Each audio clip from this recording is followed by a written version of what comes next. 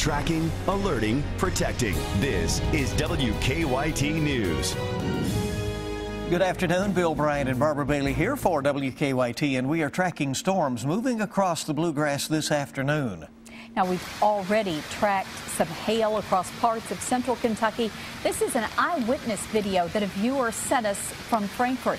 And the potential for strong storms continues on this first alert severe weather day. And WKYT meteorologist Micah Harris is tracking it on our first alert defender. Micah? Well, this isn't one of those days that you're going to get extremely large hail out of these storms. It's not like that because you're not getting a lot of energy in the atmosphere, especially when you have temperatures like we do outside and not a whole lot of moisture to deal with. So what you're going to be seeing if any hail falls is just a lot of it, and also dealing with those little pellets kind of falling out of the sky. That freezing level is way low in the atmosphere, which means it just doesn't have to fall through a big warm layer. So that's what we're going to be looking at. I think it's mainly a hail threat instead of a damaging winds, but we still got to be watching out for that as this system creeps toward the east. Watch on the backside of this for some more development. And remember, this is a low-end severe weather threat, and I'm not trying to downplay it. I'm just trying to tell you the truth that we're not expecting widespread severe weather out of this, but isolated cells will be with us as we head toward the afternoon. 50s and 60s outside. It doesn't feel like severe weather. It doesn't sound like severe weather. So what we're going to be looking for is hail being our main threat. The tornado threat is virtually zero, but it's still there. So we'll have to watch that as we go throughout the rest of the day. We'll have updates as we go throughout the rest of the noon show and into the afternoon. But for right now, that's a look at your forecast. I'll have an update on your 7-day coming up in a few minutes. All right. Thank you very much, Micah. Now, we're tracking breaking news on WKYT. This breaking news out of Harrison County now. That's where the coroner has just arrived at the scene of a fire. We've made multiple calls to several different agencies. Now, at this point, Kentucky State Police have confirmed they're responding to the scene on Grays Run Pike. That's just off US 62 outside Cynthiana. Our crew just arrived on the scene and sent us this picture. The fire gutted the home. The coroner is there, as we said. We're working to gather more information. We'll bring you updates throughout the afternoon on WKYT.com. Sad development there, obviously. Well, health officials from across the region have been meeting in Lexington today to reassess their plans in tackling Ebola. There are no confirmed cases of Ebola in Kentucky, but officials say they're watching other affected areas closely. WKYT's Sean Moody has the latest on those plans in our top story at 12:30. Sean? Well, state and regional healthcare professionals wanted this meeting to reassess how they would react if there was an Ebola case confirmed here in Kentucky. They say they've been watching the affected areas very closely. Officials talked about how they would react if Ebola showed up here in Kentucky, how they'd work to quarantine people, how they'd get rid of contaminated waste, and how all the agencies would communicate. It was kind of to outline the systems that are already in place and to see where there may be some gaps and how that would work. 2 people in the past few months were quarantined at UK Hospital with Ebola-like symptoms. Their tests came back negative, but doctors say they were able to learn from them. We've learned a lot of lessons, not only from that, but from previous exercises that we've had and from H1N1 pandemic, and so there's a lot of things that we have learned. There have been no confirmed cases of Ebola here in Kentucky, and to catch it, you'd have to have physical contact with someone who was infected. Still, though, doctors say it pays to be vigilant. I think the key for people to understand is that as long as the outbreak in West Africa is ongoing, there's going to be ongoing risk for having cases in the U.S., and we know we're more connected as a society than we've ever been in our past. And health officials say they'll continue to reassess their plans and make sure other healthcare workers are aware of them. In Lexington, Sean Moody, WKYT. Sean, thank you. And as the Ebola outbreak continues to dominate health headlines, doctors also said it's still important to pay attention to other health risks here in Kentucky, like the upcoming flu season.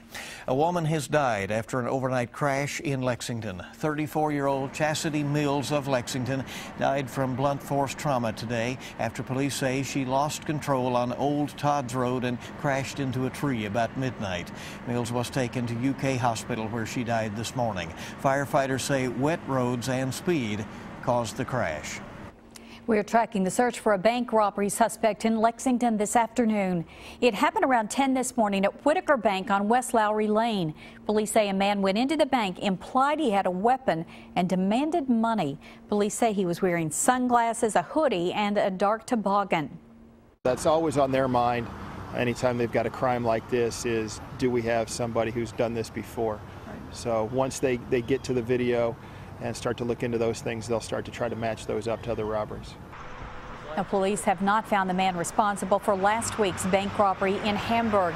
And at this time, they're looking into whether the two bank robberies could be related. And Lexington police are trying to track down two suspects this afternoon after a man was killed in a home invasion. That happened Sunday morning at a home on Addy Street. 36-year-old Darnell Bates died after two men forced their way into his home and shot him in the back. Police say they are trying to figure out why Bates was shot. In Shelby County, 10 show ponies died early this morning in a barn fire. The barn is in the 600 block of Ash Avenue. It's a total loss. Officials don't know the cause of the fire, but there may have been lightning in the area at the time. Show wagons and antiques were also lost. A Western Kentucky family was killed this weekend in a Tennessee DUI crash. The Tennessee Highway Patrol says that the family of four was from Benton, which is in Marshall County. They say that two cars stopped unexpectedly, which caused four others to wreck.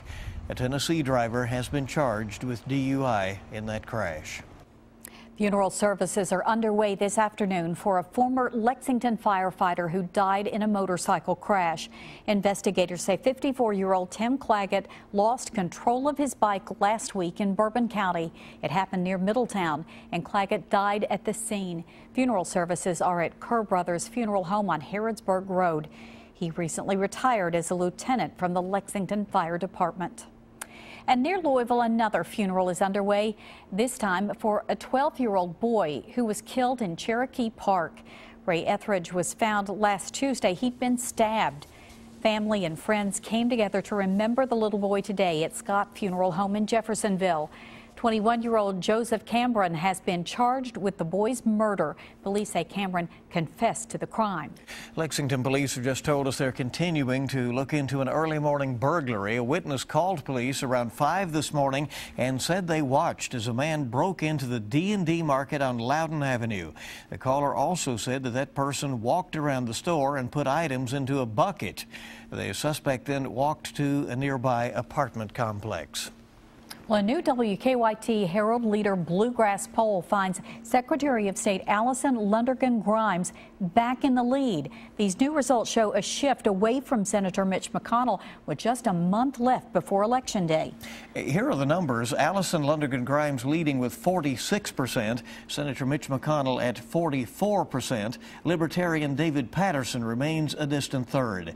These new results are far different from the 4-point lead that Senator McConnell held in the late August Bluegrass poll. The campaign ads in this explosive and closely watched race first started airing about a year before the election, and now they're dominating all the commercial breaks. You know about that, with about a month to go. I talked with Herald Leader political reporter Sam Youngman about these new results. He points out that other polls show McConnell leading, but he says it has been an eventful month for Grimes. Well, this is it. Today's the last day you can register to vote in the November general election.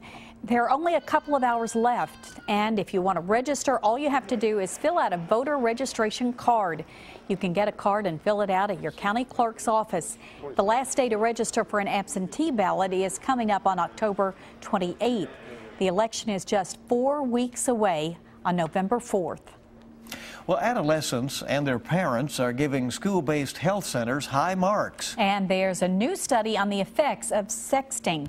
Ebony Williams has details in this Better Living report. Sexting may be the new norm when it comes to teenage sexuality. That's according to a new study from the University of Texas. Researchers followed a diverse group of students over 6 years. They found that sexting, which is sending sexually explicit electronic messages, is not linked to risky sexual behavior. They say their findings suggest sexting is becoming a part of growing up. School health centers are getting positive grades from both students and parents. Research in the journal Pediatrics show most parents say they trust school health care providers to take care of their child, and most teens say they're happy with accessibility and compassion at their school center. And vitamin D may be able to help eczema. Researchers at Massachusetts General Hospital looked at about 100 children and found daily vitamin D supplements significantly reduced symptoms of winter-related eczema. Those are some of the day's top health stories. Ebony Williams, CBS News, New York. And it's good to have you with us on WKYT News. And speaking of flu and other health issues, roll up your sleeve. We'll tell you how you can get a free flu shot ahead. Also, a celebration of bourbon and all things Kentucky, a preview of the Bourbon Social. And the Storm Prediction Center has just put out their new updated outlook and some new numbers along with that. Throughout the rest of the afternoon, I'll talk about what that means for you coming up next. Here's a question for you watching out there. Have you gotten your flu shot yet? If not, you can get one free of charge this week. Lois Davis, Community Nursing Manager with the Lexington-Fayette County Health Department, and Jessica Cobb, a Communicable Disease Manager, are here now with details. Thank you very much for coming in. Good to be here. Appreciate it. Lois, who should get a flu shot and why are they so important? Well, basically anyone 6 months of age and older should get a flu shot, and especially those who have chronic diseases or the elderly or young children, because school-age children are in contact with so many others, and it's easy to catch it. The shot versus the flu miss, does it make a difference? Doesn't make a difference, either one. And you have some special events coming up, free flu shots available. We do. We were originally planning a drive-through, but as we just saw in Micah's weather forecast, Thursday does not look like the day to be doing a drive-through event. So we are moving that event indoors, but it's still going to be located at 1555 Georgetown Road at the Amani Family Life Center from 4 to 7 p.m. And we hope to give about 2,000 vaccinations during that time period. So we hope everybody will come out. That's good. And if you get a vaccination now, it will last through the entire season. Isn't that right? It will until next year. Okay. And of course, the hope is not only that the individual person who gets inoculated doesn't get the flu, but also that you're containing it within the community in that way, right? That's correct. Yes. Yeah. Is it highly contagious? It is highly contagious, yes. And if you've ever had the flu, you'll want to get a flu shot after that, because yes, I agree with that wholeheartedly. I think if you have it once, you know what it is. You're out of commission for a while. What about though the people who will tell you that, well, I don't really like to get those kind of shots, they don't work, or it might give me the flu? What do you do if someone says, I really don't want to have one? How do you encourage them? Well, we try to tell them the benefits of getting a flu shot. We know that every year several thousand people die from flu shots or complications from flu shots, such as pneumonia. And we just encourage them, it only hurts for a little bit, and you have a lot of protection. You're protected from 4 different strains of the flu virus. Yeah. And of course, Lois, you meant to say complications from the flu, from the not flu. the shot, right? Yes, absolutely. Get the shot. Get the shot. All right, October 9th, 4 until 7 at the Amani Family Life Center for free flu shots. Thanks for coming in. Appreciate it. Thank you very much. Very important. Coming next, celebrating all things Kentucky with Kentucky's favorite drink, and it's all for a great cause. Details on the Bourbon Social next here on WKYT.